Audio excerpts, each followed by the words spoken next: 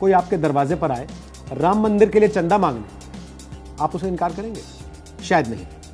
और जब आप चंदा दे चुके हो, उसके जाने के बाद आपको इस बात का पता लगे कि वो असल में आपको धोखा देकर चला गया है, वो पैसा राम मंदिर तक नहीं पहुंचेगा, तो क्या आप अपने को ठगा हुआ महसूस नहीं करेंगे?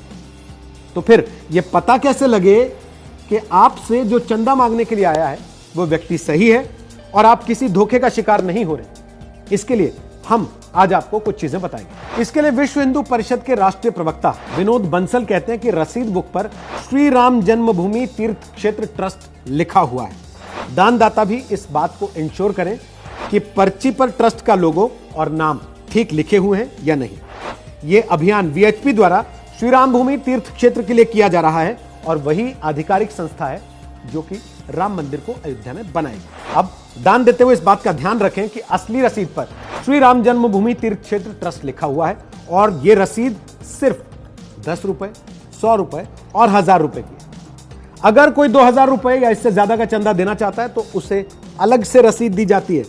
नकली रसीदों पर मिलते जुलते नाम हो सकते हैं और उनमें भाषा और मात्रा की गलती हो सकती है, लिहाजा दान देने से पहले आप इस रसीद को अच्छे से जांच लें, इसकी पड़ताल करें। विनोद बंसल यह भी बताते हैं कि जो पैसा उनके कार्यकर्ताओं के पास जमा होता है उसे 48 घंटे के भीतर ट्रस्ट के बैंक खाते में जमा कराया जाता है। जो टोली के प्रमुख हैं उनको एक बैंक कोड अलॉट किया गया जिसके आधार पर वो अपनी निकटतम शाखा में जाकर पैसे जमा करा सकते हैं और ये पैसे केवल 3 ही बैंकों में जमा कराए जाते हैं। एक स्टेट बैंक ऑफ इंडिया, दूसरा बैंक ऑफ बड़ौदा और तीसरा पंजाब नेशनल बैंक। पूरे देश में 10 लाख टोलियां बनाई गई हैं और कुल 40 लाख कार्यकर्ता इन टोलियों के अंदर शामिल। बंसल के मुताबिक अगर आपको दान लेने के लिए आए आदमी पर जरा सा भी शक है तो आप सीधे श्री राम जन्मभूमि तीर्थ क्षेत्र ट्रस्ट से संपर्क कर सकते हैं और इसके लिए ट्रस्ट की वेबसाइट पर जो हेल्प डेस्क का नंबर दिया गया वो हम आपको बता देते हैं। नंबर है 8009522111। एक बार फिर 800952211।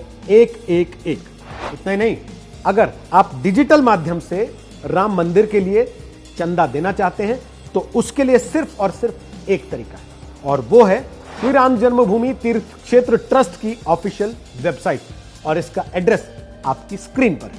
इस वेबसाइट पर 2 तरीकों से डिजिटल पेमेंट का विकल्प दिया गया है। एक नंबर तरीका, आप क्यूआर कोड के जरिए पेमेंट कर सकते हैं जिसकी डिटेल आपको इस वक्त अपने स्क्रीन पर दिखाई दे रही है। तरीका नंबर 2 है, आप सीधे बैंक डिटेल के जरिए भी पैसा भेज सकते हैं। यह विकल्प भी हम आपको स्क्रीन पर दिखा रहे हैं।